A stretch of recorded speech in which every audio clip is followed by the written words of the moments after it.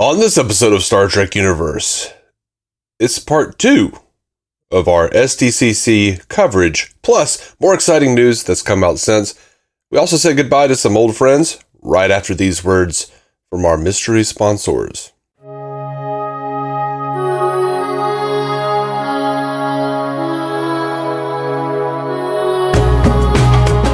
Welcome to Star Trek Universe, the podcast where you get to listen in on two lifelong friends chat a little bit about Star Trek. My name's Matthew Carroll. I'm David C. Robertson. Dave, you doing all right today? Yeah, man. I dislocated my wrist last week. What? Yeah. I don't even know you do that. The wrist joint's a complicated situation. What you do is you try to lift a heavy medical filing cabinet out of the bed of a truck and then have the person who's helping you rock it back on your hand/wrist. Oh my gosh, that sounds terrible. I didn't know it was dislocated for a week. I've just been trying to do stuff like normal, and it's just like it was swollen and couldn't move it really very well. Couldn't grip anything. And I went to the doctor yesterday, and he was like, "Yeah, that's dislocated." And he's like, "I'm gonna pull it, and it's gonna hurt." And popped it back in. Oh lordy! It still hurts like hell too.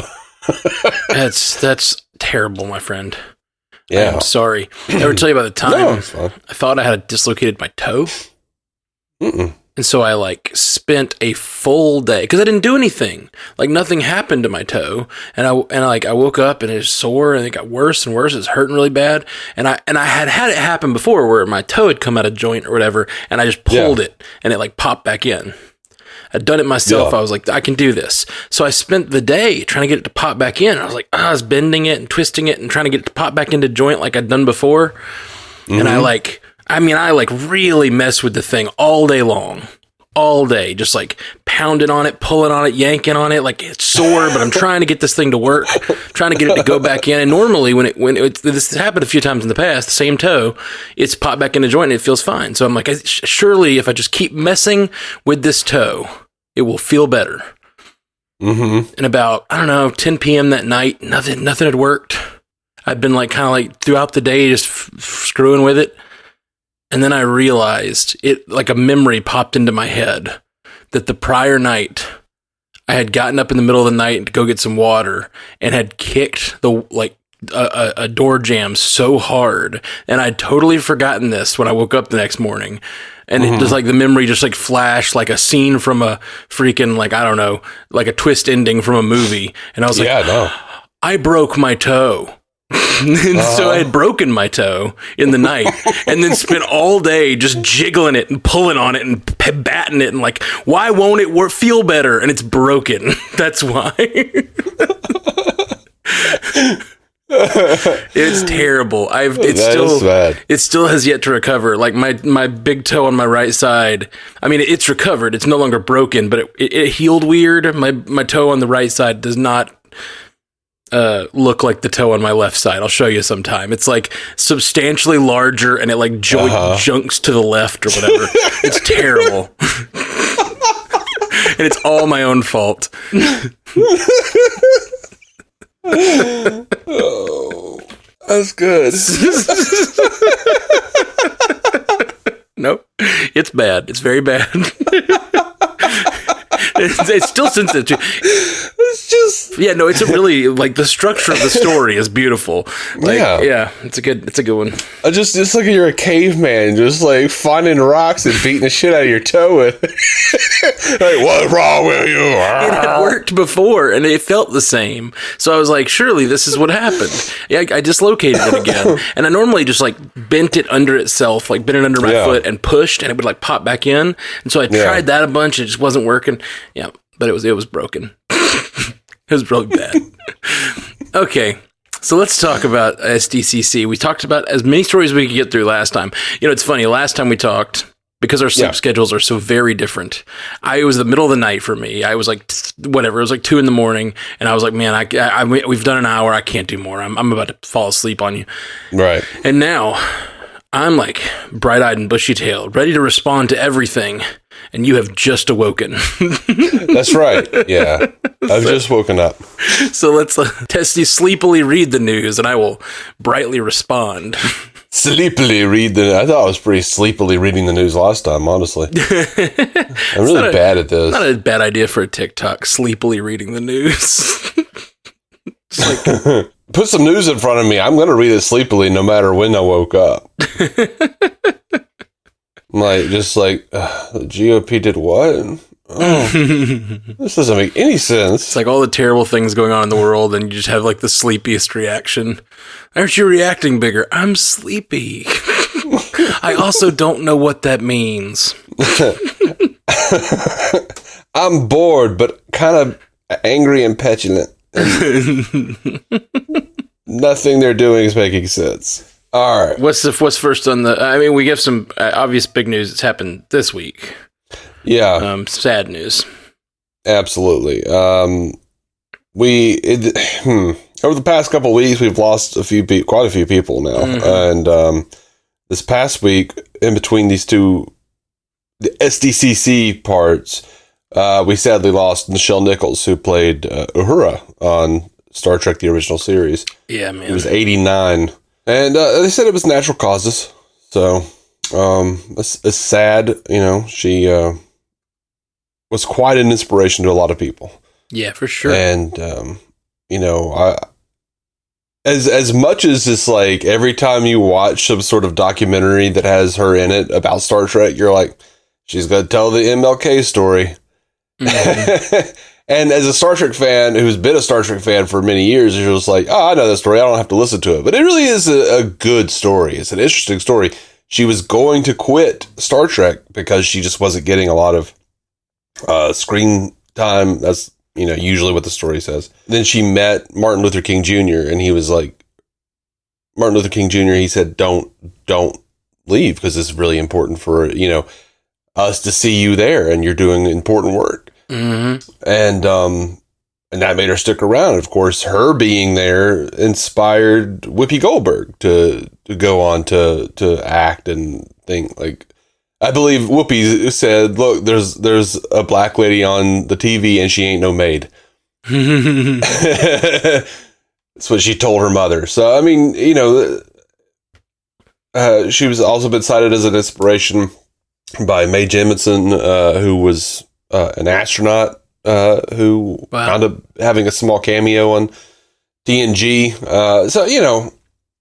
Big deal that Nichelle Nichols was there. Yeah, man. Not enough can be said about Nichelle Nichols and the portrayal of Uhura and like how big of a deal it is, and how many barriers it broke. Not only inspiring like a generation of people of color and women to be able to do their thing, but also like normalizing that for the culture and saying like, this is the future we're heading towards, like equality in the future. That's what's so beautiful. One of the most beautiful things about that original crew is that they did make it, as diverse as they could. And like, even if they weren't getting screen time, just seeing that diverse crew on the bridge is huge. And Nichelle is a huge part of that. And that's it just like, it makes a generation of, white dudes who love Star Trek too, watching it and going like, yeah, that's normal. You know what I mean? Like me and you grew up watching Star Trek going, yeah, that's normal. Like that is how people are people. And these are the characters that I love. We're sitting here. I'm really sad to hear that Nichelle has passed away. And it's like the fact that I have that connection probably leads into the way I feel about, racial equality in general. And like, that's, so it's not only inspiring people like her, but inspiring the entire world to change. And I think that's just so cool. Yeah. And it's so funny to me because it's so strange to be in a society where you see, people are still complaining about, Sinequa Martin Green on Star Trek or complaining about, and claiming it's now woke. And I'm like, to me, like, I feel like I don't understand because when I watched Star Trek in the 80s, I never thought about the fact that she was on there. But of course, Star Trek would go off and I would watch, what's happening. So to me, it was like there, it was, but it's easy to forget that TOS was going on during civil rights. Yeah. I mean, the fact that she could have a conversation with Martin Luther King about it, that's crazy to me. Like the fact that he was I don't know if you ever heard the, sort of a conspiracy theory, but it's kind of weird and kind of true. A lot of the pictures from that era are color, but in most of our history books, they're black and white. Yeah. And it gives us this distance from the civil rights movement and a lot of the problems that we were having in our country. And it gives us this like visual distance. We're like, oh, that was a different time, but it's the same time. Like almost everything I've ever seen of Martin Luther King is in black and white, but it's the same time that Star Trek, this colorful, bright show that I think of as the future, was on the TV. Like that's just mind blowing to think about. Mm-hmm.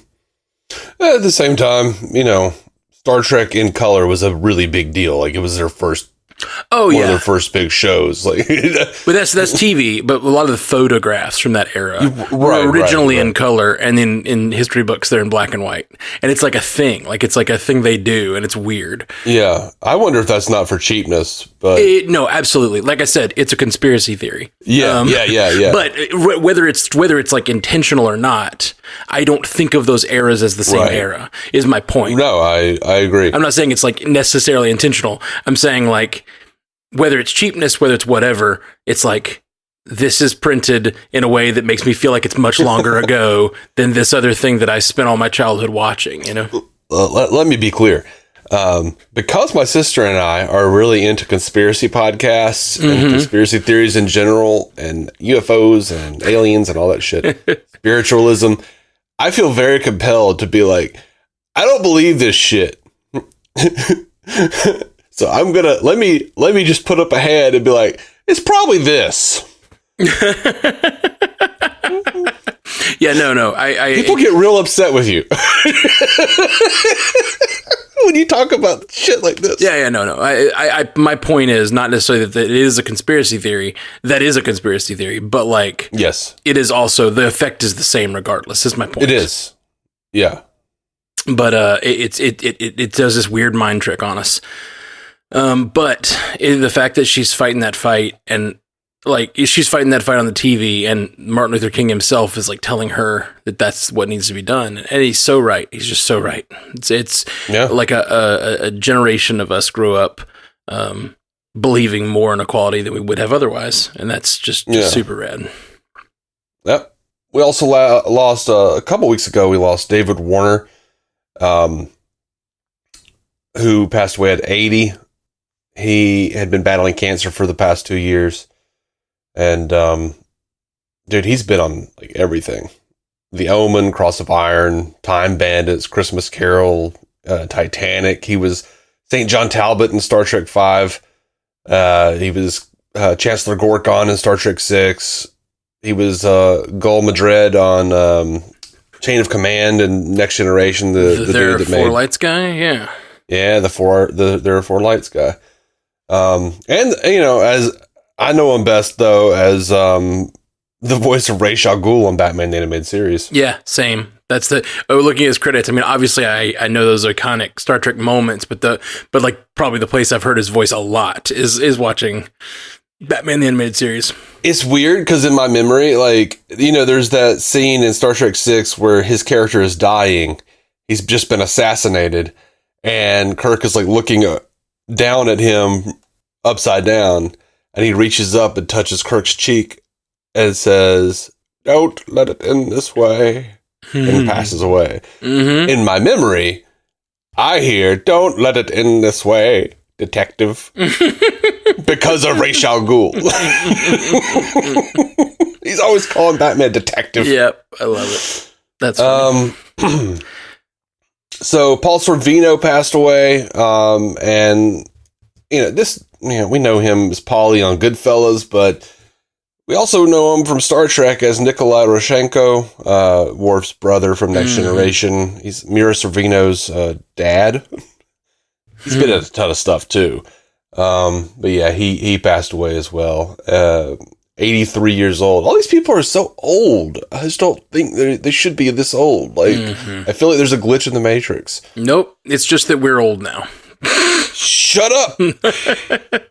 Sorry, man. I'm going to hold up this mirror to you and let you know. Yeah.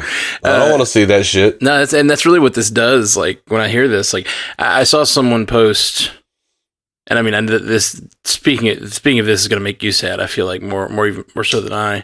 Probably. I'm really a depressed person.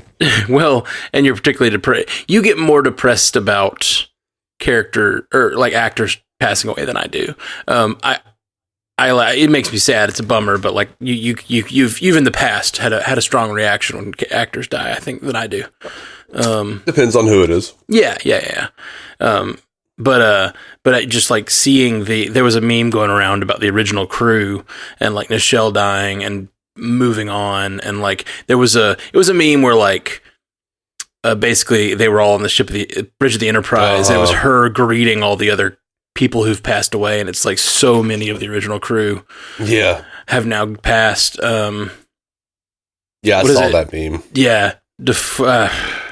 George Takei and George Takei is still alive. No, I'm saying that who's left right now of the main crew, like George Takei and William Shatner.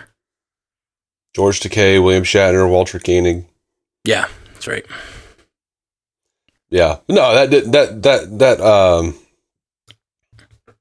that meme did not depress me. It made me angry. No, I didn't even read the whole meme, to be honest. Yeah, I just saw it. It was cheese. Oh, it was super cheese, but it's still like just the thing that I'm pointing out is that it highlighted to me how many of the original crew have passed, and I was just like, damn. Yeah, that's a bummer, and that makes it. It really does feel like just the end of an era, the end of like the last vestiges of that era passing on. Mm-hmm. You know? And it's weird to think that, like, Patrick Stewart is like 10 years younger than Shatner, who is like in his 90s. It's just weird, man. Yeah. Like, oh God, next generation people are going soon. Yeah. Well, and they've tricked my brain to. I mean, Patrick's getting on up there, but they've also made him older on Picard. Yeah. And so, like, I have even like an older image of him in my head now, and I'm like, how old is he? He's 103. They can show me how old they think he is on Picard, but I can't get over how old I saw him in Logan. Oh yeah. So I'm just like, he's just a little frail man. Hugh Jackman has to carry him around to movie premieres.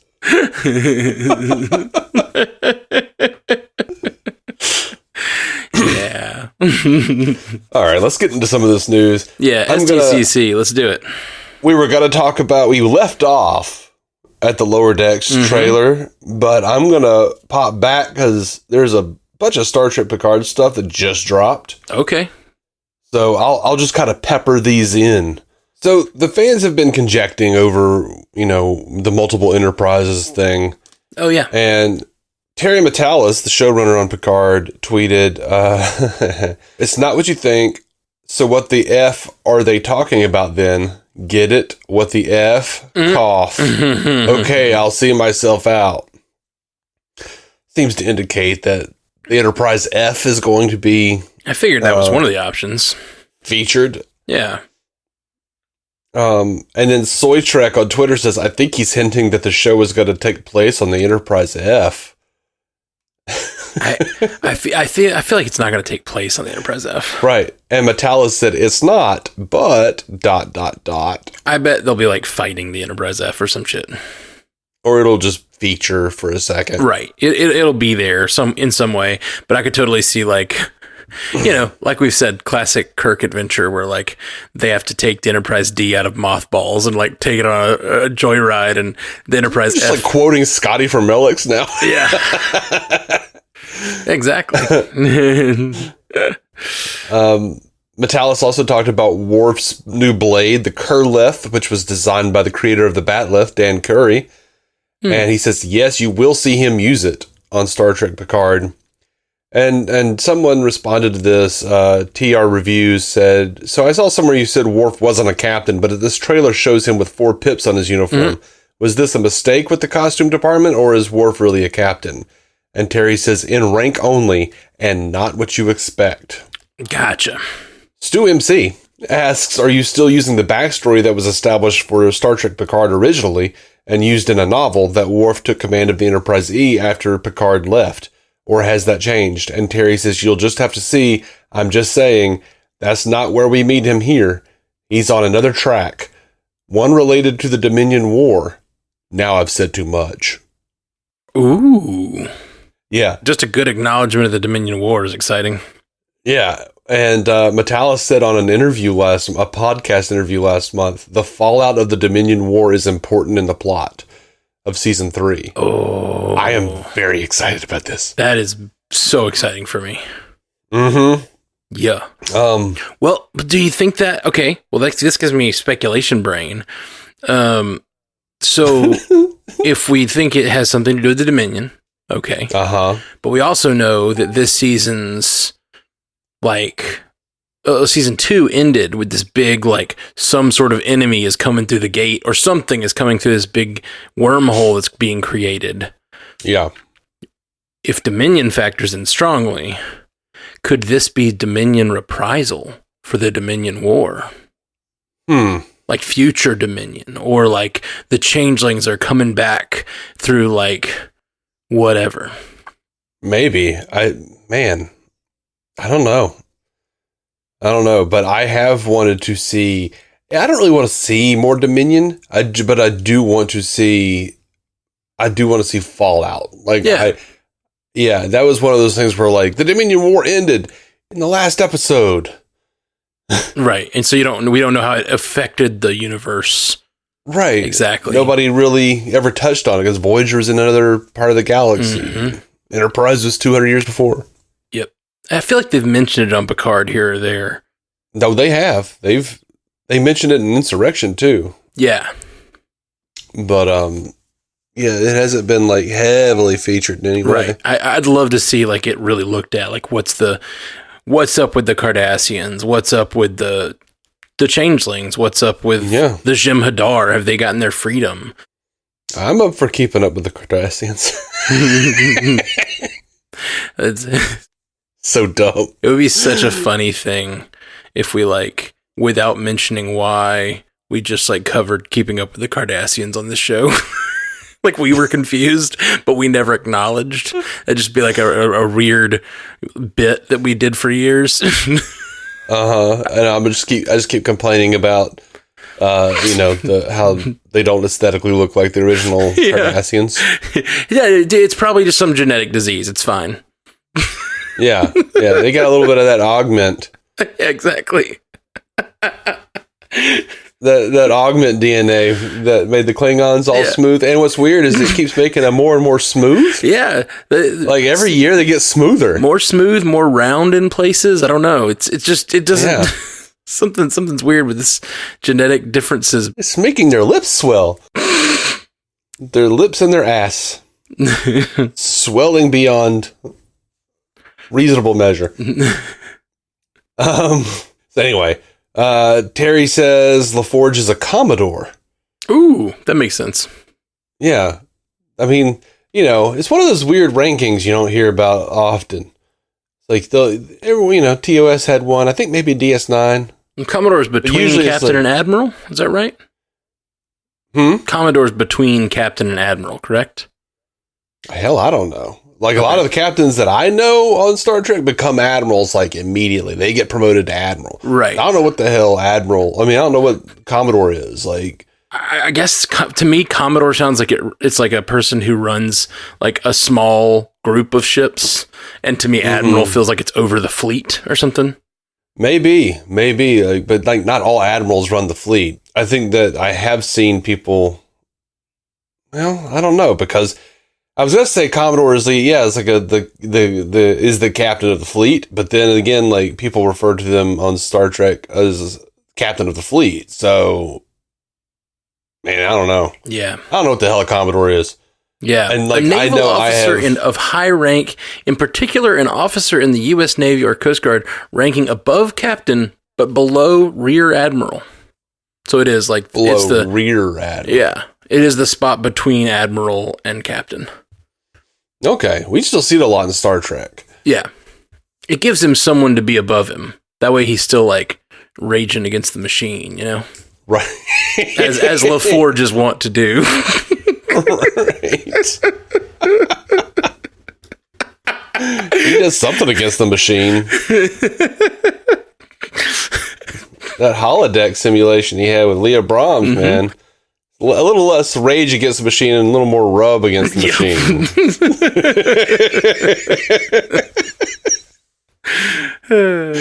And if he's anything like Scotty, being the chief engineer, he's doing a lot with that engine that is not sanctioned by Starfleet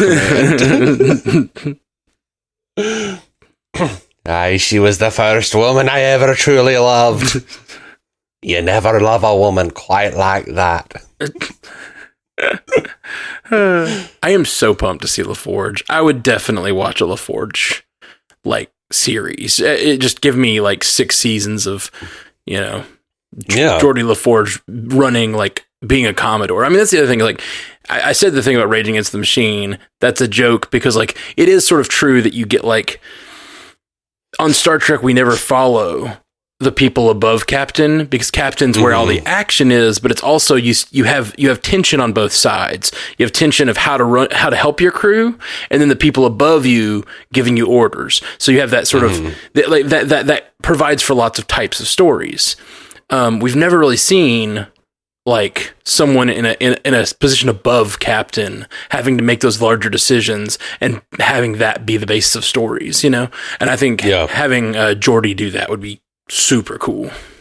Yeah, no, I'm down for it. But you know, again, I was probably going to start watching Jeopardy if he hosted full time. That's like LeVar Burton, man. Yeah, me too. Him and Data, and that's why I think it's so sad for me that Data, I feel, has not been treated well in the series so far. Because him and Data, I don't like what they've done with Data. Or Brent Spiner. Honestly, just the whole use of the Soongs, I just haven't enjoyed. It's not what I would have chosen. Yeah. I don't like it. You know, it's fine. It's fine. It's not like there's nothing wrong with it. I'm not saying it's like empirically wrong or whatever. I just don't like it. I just, him and Data are the thing that brought me into Star Trek. You know what I mean? Like him and Data are the thing that like my parents put this show on every week and I was forced to watch it. But him and Data, the relationship and like their friendship and like the sort of just, they were, for whatever reason, they fascinated me immediately after a few episodes. I was like, what's what happened with the robot and the guy with the cool visor, you know, who's kind of geeky, and I feel like I understand him, you know what I mean? It just felt those were the characters I connected with off the bat, and you know, which led to everything else I love about Star Trek. And so you know, I want them to be treated well, and I just want LaForge to get like some cool stuff to do. Yeah, man, I get it. As far as the villain goes, Terry Matalas said it is not Sayla, because you know, other people like me were going, "What if it's Sayla? Oh my god!" He listened to the podcast. No, he doesn't listen to this podcast. He'd be like 3 dick jokes in and be like, "Okay, click." How do you know Terry Matalas's taste for dick jokes? He might love them. You might love Dick. I don't know. That too. I don't know anything about the guy. 12 Monkeys. I know about that. I know he did that. The show, not the movie. Yeah. We've talked about it a million times. I always get confused. When you say 12 Monkeys, my brain always goes, ooh, no, wait, I remember now. It's the show. So yeah, he says it's not Sayla, it's a new character. But but there is definitely a nod to Tasha in the new season. And as far as who's playing them, he says, "I've never said they were a huge star to a different person." He says, "I said you've seen them many times before." Okay, seen them many times before. Okay, but not. So I guess they're recognizable, right? Okay. And now I just hope it's Jeffrey Combs. I was about to say, that's exactly what I was about to say. Jeffrey Combs would, make it Jeffrey Combs. But what's funny, Terry Matalas is also really funny. He posted this picture of like, he said, "Guess who's back?" And he posted a picture of Armus with an old man beard. Armis is like the oil creature from Skin of Evil who killed Tasha Yar. That's actually a really funny bit. We like do a complete parody of that the ad we got, or like the first look we got of Picard season 3, but just have it like panning around the faces of various like creatures from the Star Trek lore, all with beards. It's good. I can do that. I like it. That'd be fun. All right, let's pop over and actually talk about this Lower Decks season 3 trailer real quick. I enjoyed this trailer a whole lot. I loved seeing Sisko's Creole Kitchen. Discover the Undiscovered Country made me laugh. Starfleet isn't all about getting fed fruit by erotic aliens with slightly different nose ridges made me laugh. I'm pretty sure we saw Martok, General Martok. Yeah. The Search for Justice, obviously a Star Trek 3 season 3 reference. All of their like posters have looked like Search for Spock parodies. Poster parodies. But I did catch a Star Trek 2009 orbital skydive. Yes, which is just fun to make that canon to this universe in a weird way. Yeah. And of course the brilliant, I don't know, just circle around and pretend we're in all of the pylons. Just when we keep see DS9. Those are my favorite bits. What did you see that you liked? Man, I love so much of it. There's a lot of weird stuff in there, but like the stuff I like all the tight continuity. I like that the Cerritos is still damaged from last season. You know what I'm talking about? Like all the they removed all the plating, and it looks like they're gonna have to steal it while it's still like before it's repaired, which is fun. Yeah, Star Trek 3, man. Sisko's Kitchen. Also, Sisko's Kitchen, they're all wearing Bajoran clothing. Did you catch that? At least very Bajoran style to me. Look at that stuff. Look at what they're wearing. It just looks like futuristic clothing. They even like joked about it during one of the panels with Leah Thompson. They were talking about like how Rutherford has an asymmetrical purple suit. Like, which is, and the Jack Quaid says that he got a vest, and Tawny Newsome said a vest, a real Jake Sisko looking vest. Well, that's what I was going to say. I thought all of that looked it looks very DS9 to me, which made me wonder if this Sisko's Creole Kitchen might be Jake's, and if it might be like on Bajor or something. Yeah, I don't know, but Tawny Newsome did say that her outfit looked like Picard's jacket from Insurrection. Yeah, I saw that. I also like that there's a job fair, and the job fair is like for the different like fleets. There's like a Starfleet, and off to the side there's just different kinds. I don't know. It looks like it's just funny to see Starfleet trying to recruit among other like much smaller. Like I don't know. It looks like maybe like a criminal organization. There's a name here. What does it say? Oh, it's just as archaeologists. It's just that's a real criminal organization, Matt. Well, I thought they had weaponry behind them. I couldn't see what it was. But no, it says archaeologists. But yeah, it must be like ancient weaponry that they're like digging up. But it's just funny to see them like at a job fair is silly, and her getting what looks like the captain's getting stored in. I'm sure it won't be, but it looks like carbonite. It does look like carbonite. A Star Wars. A little bit. More of a Star Wars joke, which is kind of funny. I mean, why not? They had an Indiana Jones reference in the thing. Yeah, no, for sure. Totally, why not? Just a lot of fun stuff.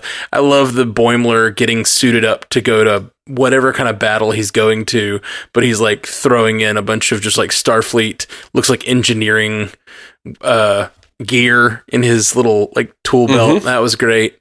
I love the clown Klingons, or as I like to call them, clown-gons. Right. And weird last moment. There's it's literally like one frame or two frames. There's like it's in that, I'm guessing it's in that Nightmare episode or whatever. I assume that's where the clown Klingons. Yeah, exactly. Yeah, that's in the same shot. But later on, it cuts to, for like a split second, a dancing wolf, like what looks like a werewolf. Yeah. It's like a dancing werewolf in It's a Wendigo. A what? It's a Wendigo. What is that? It's sort of like I think it's Canadian, but I think it's basically like a wolf / Bigfoot thing. Yeah. It's white.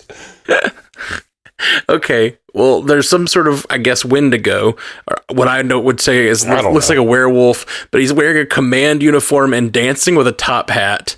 And then to the left, there's a clown gon playing a trombone, but it has batleths for arms. And then there's what looks like a snake, but it's been turned into a Borg. So it's just like a mismatch of Star Trek and horror, like all mushed together. And I just think that's so funny. I don't know I don't get the purple. There's a little like purple aliens that I don't get the reference. Okay. But there are a couple shots in the trailer too. It just looks like a lot of fun, man. This show continues to be fun. Yeah. And we saw Peanut Hamper, the XO device that became sentient. Oh, the one that Jeffrey Combs played or whatever? No. Peanut Hamper. Peanut Hamper was I don't know what you're talking about. Is that something they say on the show? Peanut Hamper? Or is that something you're calling that's the name. Like that's what Tandy named Peanut Hamper. It's an exo comp. Okay. I'm legit don't know what you're talking about. Please continue. What were you saying? What's Peanut Hamper? I'm gonna send you a picture of the exo comp. Okay. Like Cisco's looks like it's in like Earth. Like it looks like it's on Earth. Just the outside. But the clothes look so futuristic to me. I just thought they looked so Bajoran to me. But maybe it's just because DS9 is the show where we get the most use of like civilian clothing. You know? Yeah, I think it looks just like, all the TNG DS9 future clothing. That's right. Oh, yeah, I do remember this thing that you just sent me. Yeah, the Exo that becomes... Exo comp that becomes sentient.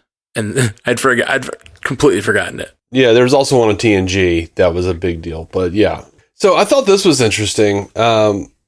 McMahon was talking about, this is the showrunner for Lower Decks, was talking about season 3. And he says there's epic episodes, there's heartfelt episodes. The Deep Space Nine episode is out of control. We got the nefarious exocomp Peanut Hamper returning. And then Leah Thompson asked Alex Kurtzman how they maintain continuity between all 5 shows. Great question. As well as the past series. And he talked a little bit about the showrunner meetings that we've been kind of starting to hear about. He says it's crazy because now with 5 shows, you really have to make sure you're not stepping on each other's toes. And there's a lot of crossover because everybody wants to play with the same damn toys. So what we do now is every 2 months, I would say, all the showrunners get together and we all talk. And each person downloads what they're doing over the season, what they're thinking about doing over the season, the characters that they want to use. Sometimes there are characters that actually cross-pollinate between different shows.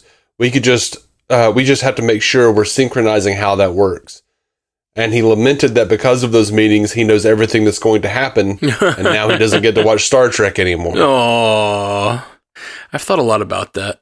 If you're like making stuff, it does seem so sad, especially when you're like making movies, because if you're making your favorite movie, right? Like if you really get to make your favorite movie, that's so cool. But also, the thing you're making, you not only know what happens, but you spent like, an entire 2 years working on the same, like, whatever, 2 hours of movie. You know what I mean? It's like, it seems torturous in a weird way. Yeah. There's definitely a part of me that would be like, yeah, I know. I'm absolutely, if someone lets me be in charge of Star Trek, I'm absolutely going to do that. Yeah. You can't not, of course. You take the job. But then I'm already lamenting the fact that whenever my time is over, I'm going to be like, well, that's a huge chunk of Star Trek I can never watch again. Oh, right, yeah. Because one, I hate everything I do, so it's automatically shit. 2, I'm going to be so sick of it. Right. Completely. I'll just never want to see it again. Yeah, but then you get to hear these guys who actually make the stuff, and they're like, "What happened that season?" You know, they don't remember like half the stuff they did. You know. Yeah. Or you hear these like rewatch podcasts where like people are rewatching the show they were on, which is so unfair to us mere mortals trying to make these podcasts. It's like these days that kind of podcasting is getting popular enough that like, you know, people from the shows are making it. And so it's like, it's so funny to, but like you'll hear them be like, yeah, I didn't remember this episode, but now it's jogging my memory. It's fun. By the way, I accidentally kind of skipped over this. Leah Thompson did ask the Lower Decks cast if they were really going to DS9, and McMahon responded with a resounding yes. He says, "We circle Deep Space Nine, we check out the pylons, and then we go into Deep Space Nine, where we will walk the promenade. We will enjoy the Cardassian architecture." Newsom says, "Will someone lick a Jumja stick?" McMahon says, "There's Jumja sticks, and you might see some friendly faces in there. It feels to me like one last walk around DS9. Like it's a really great episode."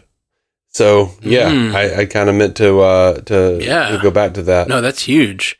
Yeah, like I am hopeful, but I don't know, man. I'm torn. It's kind of like they're saying like, oh, everybody wants to play with the same toys. Like DS9 to me is the best Star Trek's ever been. I love DS9, and I want continuations of those characters. So them saying it's one last walk around DS9, I'm like, no. Like if you're remaking all this stuff, let's remake it all. He said one last walk around DS9. He didn't say like one last visit with the characters. Sure.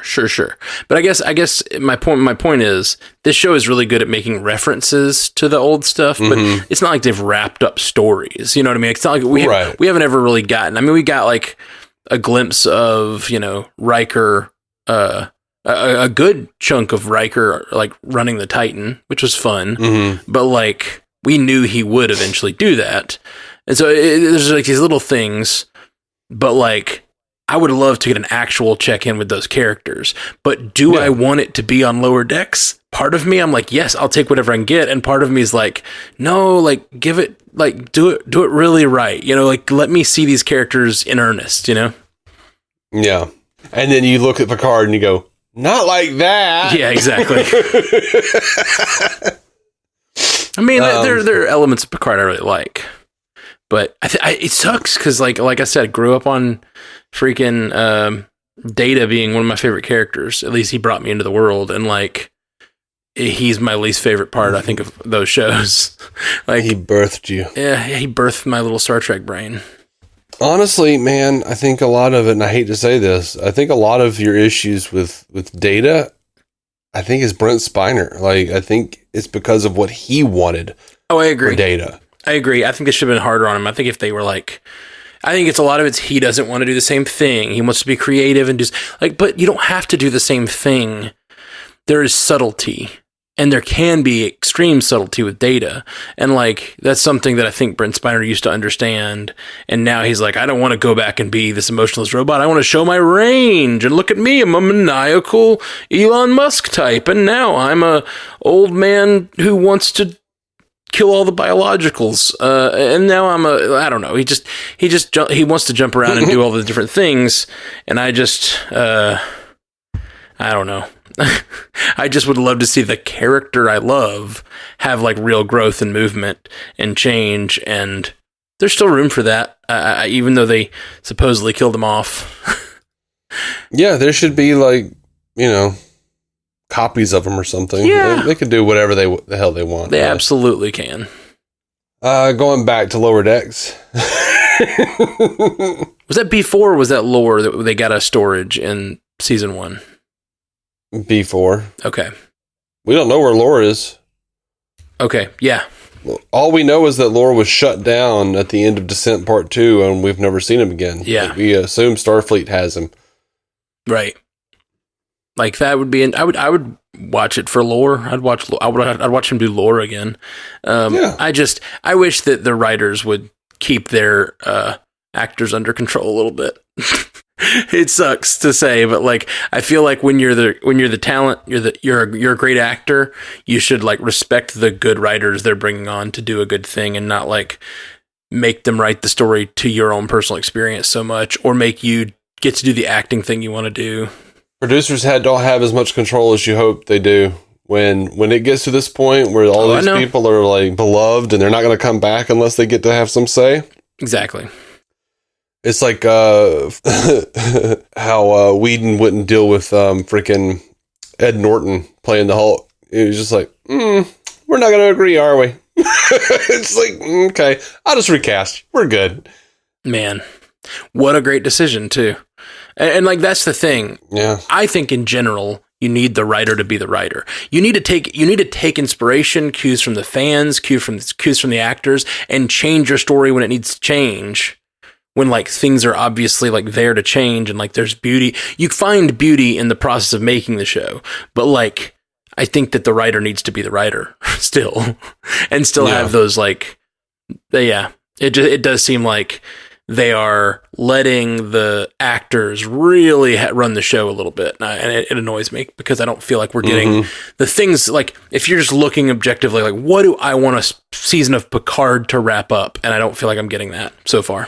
Yeah. I think it was one of the old showrunner of Bones was explaining how showrunning works. And he said, in season 1, you're the boss as the showrunner. In season 2, they're the boss. That's terrible. Like, once the star has recognition, they're the boss. Yep. That's tough. And that's such a power struggle. And I think the ones that work well is when the actors don't get so high on themselves and they trust the showrunners. And showrunners should be able to say, like, yeah, you're like, it's just an impossible power struggle, because like the showrunner, the actor wants to believe that the only reason that character is popular is because they're wonderful portrayal, and the writer wants to believe, and I tend to believe that most of the time the characters are popular because they were written well or done well. I think it takes both. It's both. You gotta have both for sure. So, a fan asked about the Gorn wedding seen in season 1 of Lower Decks, and said that meeting the Gorn raises a lot of questions. Are these the same Gorn that we see in Strange New Worlds? And if so, what was that reception like? McMahon fielded that one. He says, all right, let me tell you something about Gorn weddings, everybody. Now, Strange New Worlds, there's a couple of centuries difference. And you go to where Gorn live. Not every planet has to be this monoculture. Just like Divana Tendi is Orion, not all Orions are controlling people with their pheromones. You've also got Orions joining Starfleet.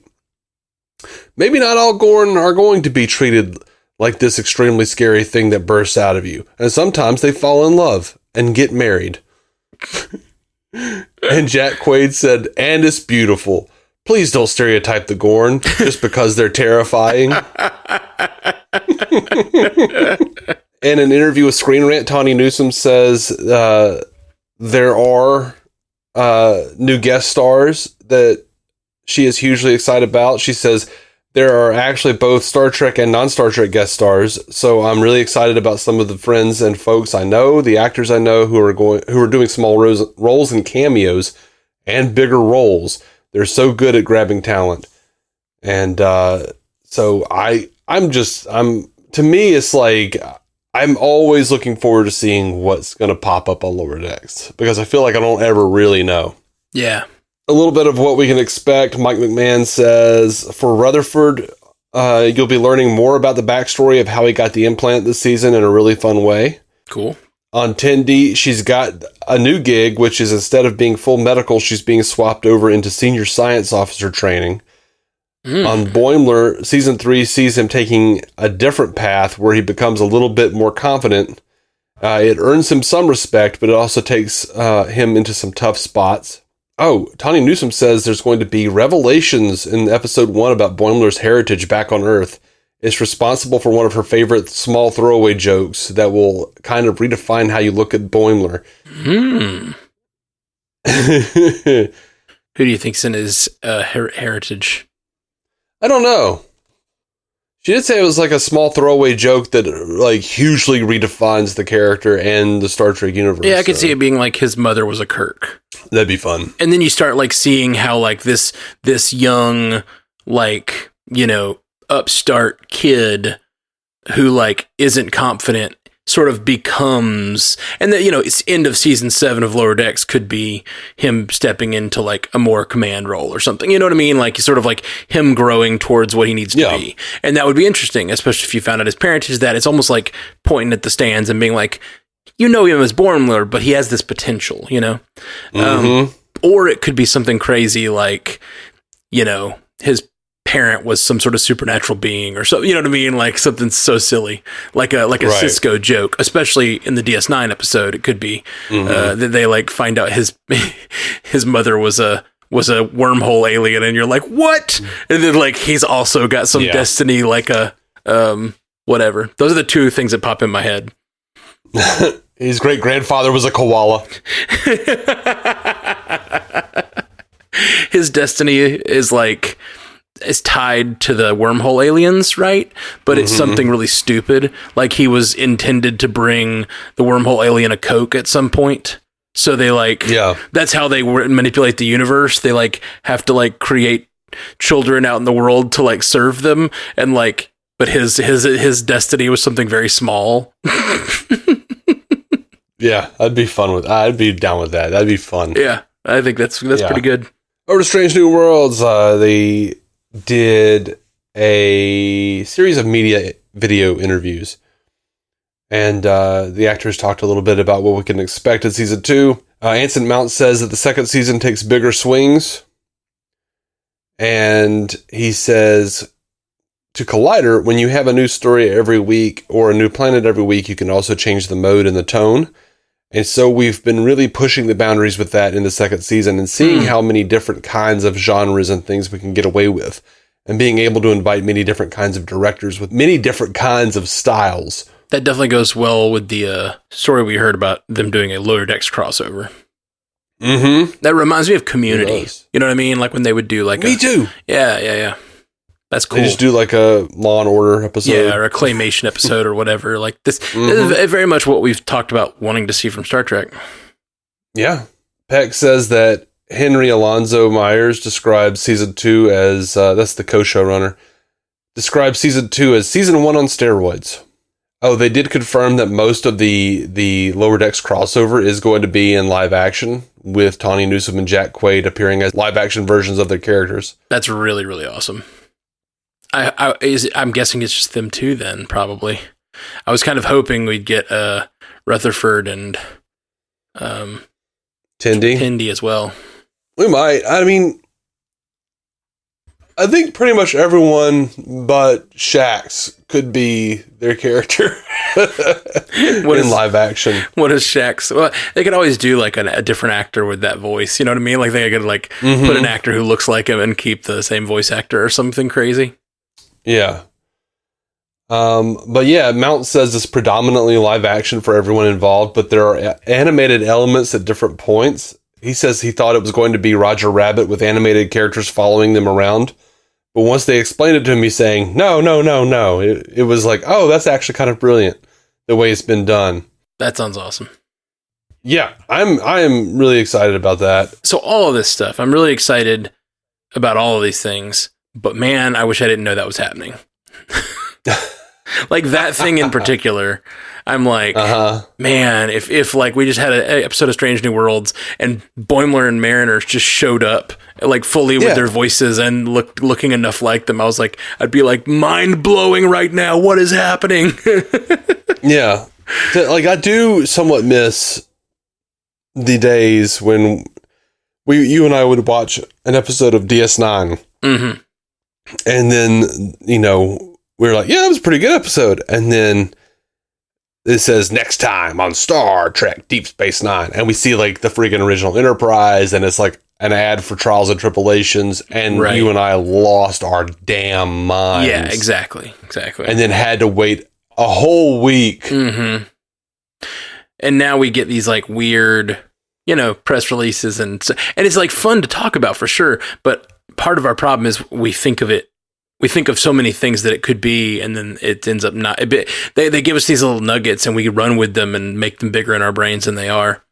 Because this appearance of the Lower Decks characters, I'm expecting a full episode of that. Like, I'm expecting that they do some sort of time travel, and we see like an entire episode of them on the ship. But it could just be like a throwaway joke. You know, it could be like a one sequence thing or whatever. You know, like what's the alternative? Like, because they can't just not say anything, because if they don't give all this exciting information, they get lost in the crowd of bullshit now.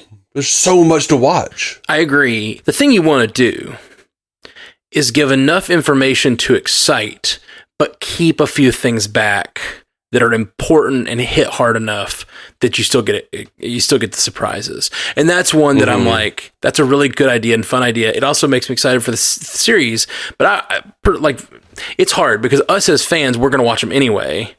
And then it's like, we're going to watch these shows. So I would rather almost everything be a surprise, but I also like all the speculation and fun too. So it's tough. I'm really excited because Marvel has done a really good job lately with a few big surprises that I did not expect at all. And that's made me really excited. Or at least, like, it's not that I didn't expect it at all, but I didn't know before I went to the theater.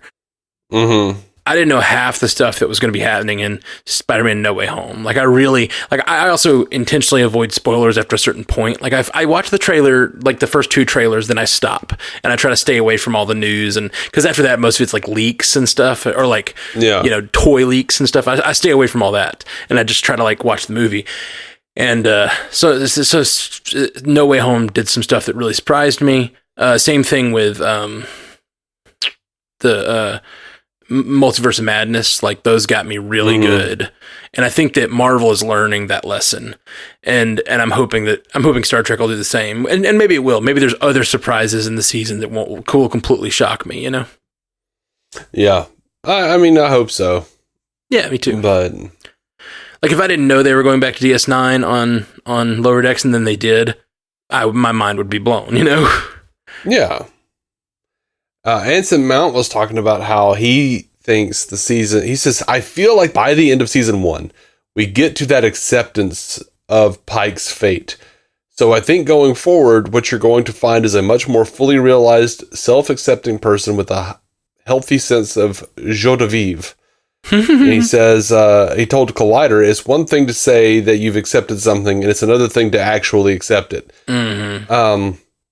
I've had the honor of meeting a few people in my life with terminal diagnoses who will say, I've never been more alive because I know the end point and I know how many days I have left and I'm going to live them to my fullest. I think that we're going to get to see a more fully realized, more accepting Pike who is making the most out of what he has left. That sounds like it really was just like him coming to terms, even though he's changing the timeline. Still. By bringing up Kirk's file and obviously bringing him onto the Enterprise this early. Yeah. They could say they're bending canon or whatever the hell they're justifying it with, but Kirk's not supposed to be there yet. Yeah. And so over on to IGN, Paul Wesley said he's playing a different Kirk in season 2. He says, anything you saw in the season 1 finale is strangely not applicable because it is an alternate timeline future. So when we meet Kirk again in season 2, there's no memory. He's meeting Pike for the first time. He's a young lieutenant. He's not a captain. He doesn't have that formidable Shatner-esque quality. And I think that he does take some mentorship and he has a high degree of respect for Pike for sure. And then he's told TV Insider in season 1 finale, he's an alternate version of Kirk. We get the real Kirk in season 2. He's much younger. He's a little bit lighter. It's Kirk pre-Kirk, basically. We're going to see pre-Kirk trying to figure out who he is as a lieutenant on the Farragut, and he's going to show up in unexpected places at unexpected times. And he told Collider, I'm looking forward to season 2 because Kirk gets to let loose a little bit and have a little more fun and not be alt future timeline Kirk. He gets to be young Kirk in the original series canon. So I'm excited to explore that. He says he thinks there's going to be an interesting arc for Kirk in season 2. I like that they're acknowledging that the Kirk we saw was very different and a lot heavier than I feel like the Kirk of the original series, you know? Yeah. Of course, I guess he must have been because he had so many ladies after him or he was like in relationships with women that he would from the past that would come. He'd be like, "Oh yeah, we were together," but the way they described Kirk when he was younger was so not like fun. They always talked about him like he was like this very like studious, very serious, tough as nails kind of cadet, right? Who became a lieutenant and had taught classes at the academy and shit. Mm-hmm. So like it's when they're like, he's lighter and more fun. I'm like, is this another instance of you not getting Kirk? Well, it's one thing to be studious and be good at things. I think there's a little bit of that with like the Chris Pine version, where like he's still the smartest guy in the room, like still impressive, but he's got a wild streak to him. Which I mean, that's what makes Kirk fun. Is he's like exceptional at what he does, but he's also like an affable, fun person, and like he also has like a zeal for life, I guess. Mm-hmm. And I'd like, I don't know. I guess I want my Kirk to have a little bit of a zeal for life. The version that we got in the last episode here felt just way too self-serious for me. And I'm not saying like Kirk didn't take himself seriously, but Kirk also just like there's just a bit where you think Kirk gets the galactic joke of it all, you know? Yeah. I see, I don't know how much of it is me like headcanoning certain things, because Kirk is very flippant, but he's also like really like in a lot of ways he's like super by the book. Right. Until it matters, until it's like a really big deal and you're like, no, I'm going to go save my friend from the planet. Sorry. Yeah.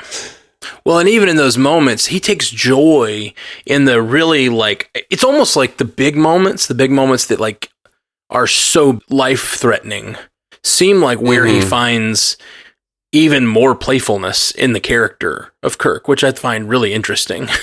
Like when he's standing on the view screen facing off with like the biggest enemy they've ever faced, he finds like weird quirks and like ways of just throwing them off through like banter, and like it's psychological warfare in a way, but like that's one of the things that makes the character so much fun is when he says one moment, Khan, and he like puts on his glasses and shit, like that stuff kills me. Where is it, Khan, when he puts his glasses on? Yeah, but I love the bit right before that where he realizes he can't see and he has to put on the glasses in front of the crew, and he pulls them out and looks at them and goes, damn it. Like, because he's totally in like midlife crisis. Yeah. Like, that's one of the things about the movies that's really fun, is because it's like in the original series, he was way more serious about all this shit. And now like in the movies, it's just like, I'm back. I'm back on the bridge. Here we go. Like, he's also like seen such great like existential threats to humanity that he's just like, what is any of this if we're not having fun? Yeah. It's that balance, man. You got to find that balance. And even, I mean, like if they're going to make Kirk super self-serious when he's younger, like as maybe you might think he would have been, I don't really want to see that era. I really don't have a desire. Yeah, I can see that. But there's got to be, like, when you look at it, there's got to be something. Because people who are that serious, I mean, they're not bagging all these women. And also, canonically, if we look at, the second pilot, the only way that Gary Mitchell said that he could get Kirk off his back was to like steer the little blonde number his way. Like he's acted like apparently the only way Kirk actually stops being serious for a second is to get distracted by women. Right. So being a bit of a womanizer is another part of his character. So like, yeah. Oh no, not womanizer. That's what they try to make it now, but he was like totally a serial monogamous back in the day. Yeah, I don't know. we've had this conversation before. I know on the we cast. have. I'm not saying he's doing some terrible wrong or anything. Womanizer in the way that I'm using it just means he kind of does get with a lot of women, and it does seem like that is part of his story. If only because we've discussed it before, but it's like, and your case was something like, yeah, if you look at the original series, it's only like every however many episodes that he gets with a different woman. It's like, yeah, but that represents like 3 years. He's like on a different planet with a different woman. Like that's short. That's a short 79 episodes, and it's like 19 times he kissed a lady and 2 times he boinked her. Right. Your description of these events. I mean, what do you want from me, man? I mean, you want numbers? I'll give you the damn numbers. I know. I'm laughing at your use of bagging the woman and use of boinking. Like, it's just the parlance that you are When did choosing. I say bag? He said if he was that self-serious, they're not bagging that many broads. And I took exception at the time. I don't think I said broad. You might not have said broads. But I put 50% more Norm Macdonald on it than you did. You totally did, yeah. It's not even Norm Macdonald. That's like an old 40 sketch starring Phil Hartman. You're not bagging abroad. Yeah. So during the Q&A at Comic-Con, a fan asked Alex Kurtzman if there had been any discussions about looking again at DS9 and bringing us up to date on those characters. Kurtzman says, I'm trying to answer your question without revealing anything. I think you're always having conversations about the history of Star Trek. And obviously, Cisco is a critical figure for everybody. So conversations definitely have been had. Very interesting that he brought up Cisco specifically. Yeah, it is. Very big. Cisco left to be like an omnipresent, whatever Right. being. Like, I'd really like to know what his return means, you know? Yeah.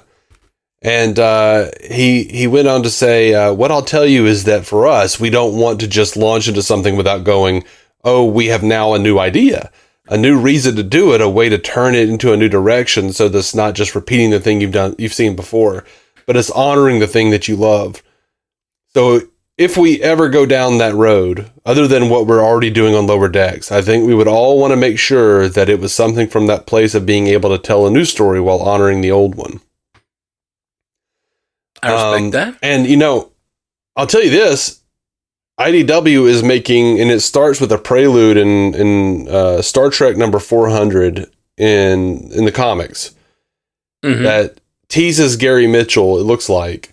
But the ongoing series, which will start in Star Trek number 1, the story is Captain Sisko returns, and he grabs Dr. Crusher from TNG, Data, a pre-Nemesis Data, and a couple other people, and they're going to be like, basically it's going to be like Sliders or Exiles, where they're grabbing people from the Star Trek universe, trying to stop the murder of the gods, whatever the hell that means.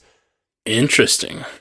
And the way they've been kind of trying to tie like comics and books into what's going on is very interesting. But that does seem like a dope series. Yeah, that sounds fun. Over to Star Trek Prodigy, dude, Aaron Waltke is saying some really cool stuff.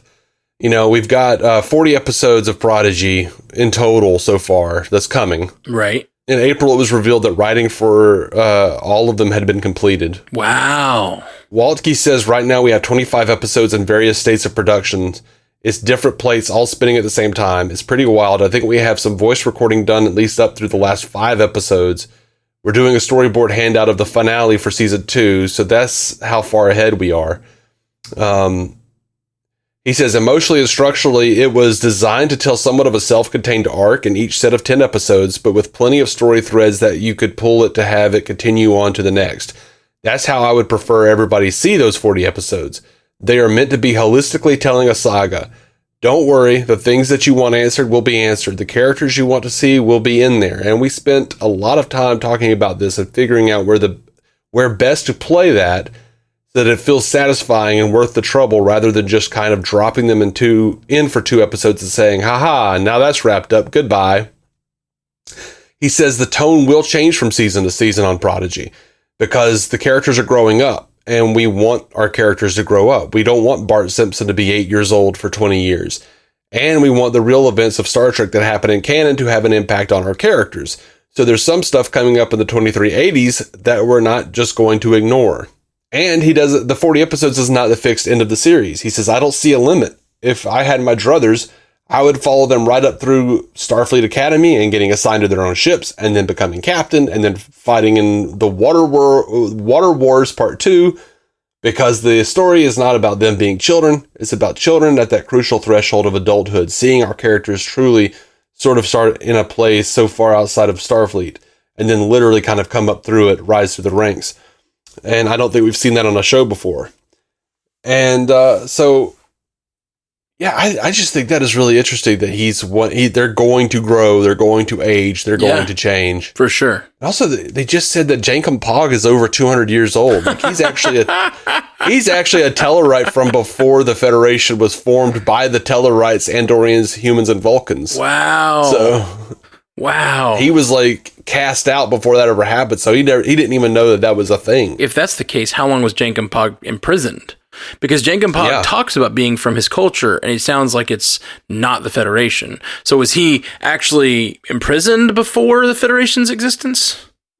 I guess so. Crazy. That's either wild. that or he was just in the Delta Quadrant before that. Right. It seems like he was a scavenger, and then he got imprisoned at some point. So he was probably just a scavenger. Right. Just not involved in the Federation. But dude, Walkie's even talking about how like he's excited because like the Tellarite on Admiral Janeway's Dauntless ship is a 5-finger Tellarite. Like they're going into like the continuity errors now. Like, oh no, it's going to be like we're going to have a 5-finger Tellarite talking about like what it is to be a Tellarite now. That's awesome. That is weird and fun. How Jankum Pog deals with that. Like, yeah, that's a lot of fun. I'll say. No. And I love this. Like, he's saying that you'll see reflected in the next 10 episodes as Vice Admiral Janeway enters their lives and they start to see beyond just the theoretical, idealized utopian version of the Federation, but also the duty-bound version and what it means in practice to be a Starfleet officer making tough decisions. I'm so excited about Prodigy, dude. Like, yeah, it sounds great. It sounds really, really great. They're doing more connections, more legacy characters are coming. We've been talking to other shows, and even like Discovery, we're like, feel free to toss a Val Nakot in there. We're always talking and finding ways to find that stuff happen as best we can, finding ways to make sure they're all informed and part of a great tapestry, which in my opinion is one of the great triumphs of the Berman era, was when you had shows like DS9, which were like this connective hub that connected all of Star Trek together, and you'd see crossovers between them. And I don't think anybody has any interest in not continuing that tradition. More legacy characters are coming. It would feel disingenuous to never sort of reference any of the stuff that came before. Is there an element of small universe syndrome in that? Perhaps. But I also really love the episode Relics, where they just happen to stumble across Scotty on a ship 100 years later. However, I think that the important thing is not to have those legacy cameos come in and take over the story. Because first and foremost, this is the story of our young Prodigy crew. And if we're going to bring in a new character, it's going to be for a very specific purpose. They're going to have some bearing on their journey. Kate Mulgrew said in an interview, she said that she's not just playing Admiral Janeway and Hologram Janeway. She's playing Captain Janeway, Admiral Janeway, and Hologram Janeway. I don't know what that means. Interesting. I also don't know what that means. I mean, maybe we'll get a flashback or something. It seems that, I mean, the Prodigy is the name of the ship, right? I'm sorry. Mm-hmm. And sorry, Progeny was what he called his daughter. Prodigy is the name of the ship. And then the drive is called something. What's the drive called? I can't remember now. I don't Protostar. Protostar drive. Yeah, sorry. I was like, is it a Protostar?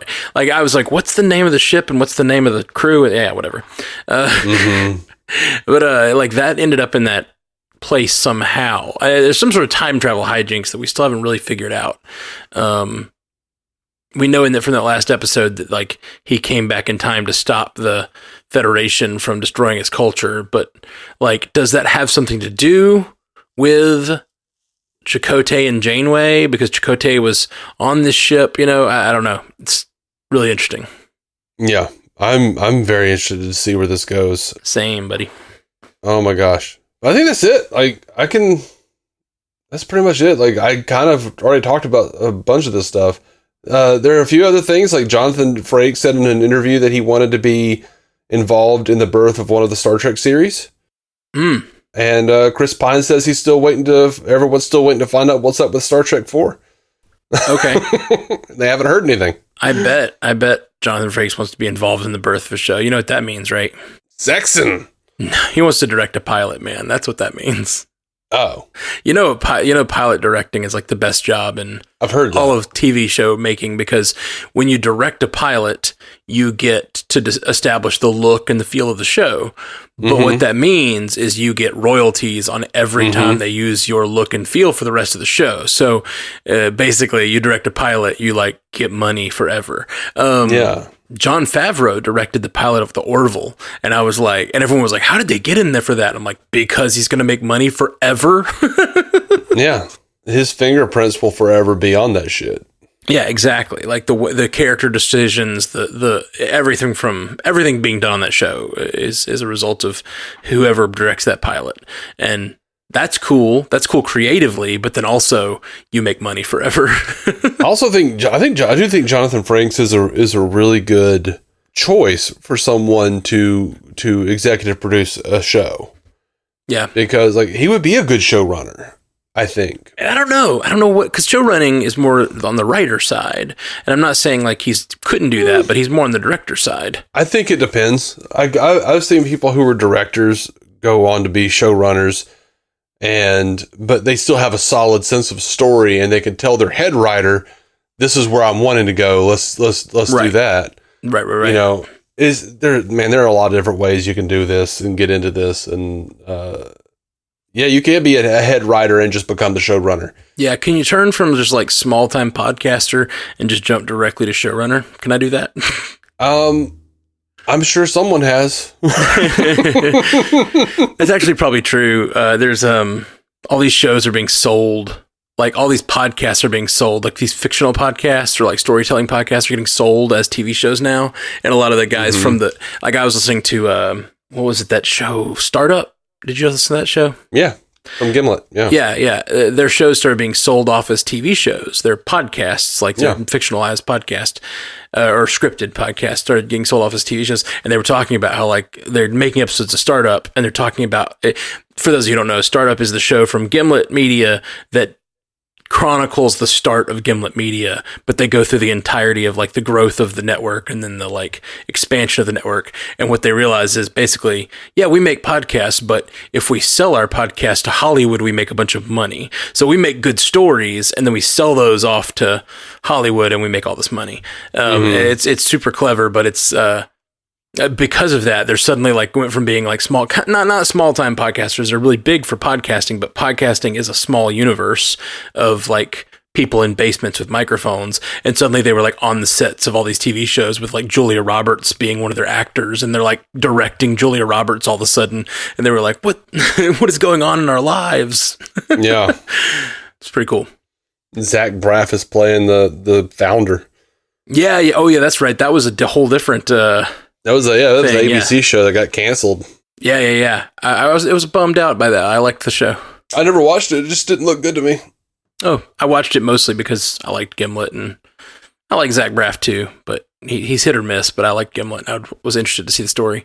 They just changed it so much. It's not the same story. It's very much, it was if they had made Startup the podcast into a TV show, that would have been interesting to me, but they made a an ABC sitcom, and it just had the storyline of Startup, Mm-hmm. He was at work making podcasts, but the story was just about his which is, it's good, but it's not great. Yeah. It's nothing to write home about. Knowing Zach Braff post Scrubs, I'm sort of man, it's gonna be he cheats on his wife, and she kicks him out of the house, and then he smokes weed with Natalie Portman on the steps in the rain. Right. Yell into a hole or something? I don't know. While Iron and Wine plays endlessly. No, it was not that. It was very much like trying to be just like a sitcom. Like just very much. It felt like a not as good Modern Family, you know? Fair enough. Okay. Well, guys, I guess that's about all of the San Diego Comic-Con news. Thanks, Dave, for collating all that. I really do appreciate it. It made the show a lot of fun to learn all the things, because I didn't follow any of the panels, unfortunately. I was busy with family stuff is the truth. I was about to say I was busy following the Marvel stuff, and then I was like, no, I didn't even get to follow those. I still had to like get somebody to present me with all the news. Yeah. All right. Well, thanks, guys. We will be back soon. Jolan True. Live long and prosper. What was that other thing we said we were going to start saying? Just keep circling. Just keep circling. I thought it was something about cake. We did. We said something about cake for a long time. I don't know that we did. I think you're just hungry. Man. No. There was something from like Prodigy or I think there was something about cake. There's a line. I think it's from Discovery. Isn't there a great line about cake from Tilly or something? That says like cake is inevitable or cake is eternal. Cake is eternal. That's yes, that was it. Yep. We said that for a few times. Okay. I like just keep circling because it feels self-deprecating because it sounds like we're being flushed. It's like you're just keep circling. It's like you're going around the world. Like time is passing, trip around the sun, but it's also like whoosh. Yeah. Feels appropriate for our little show. Just remember, if something hurts, just keep on yanking on it. So the new one is I say just keep circling, you say just keep yanking.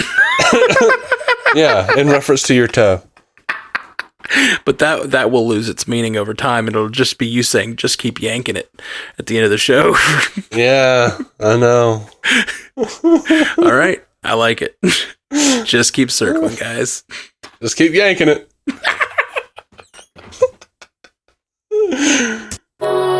Thank you for listening to the Star Trek Universe Podcast, a Stranded Panda production. If you'd like to hear more from David C. Robertson, check out the DC On Screen podcast or maladjusted.tv for his web videos. If you'd like to hear more from Matthew Carroll, check out the Marvel Cinematic Universe podcast or listen to his music. Just search for Matthew Carroll anywhere you get music.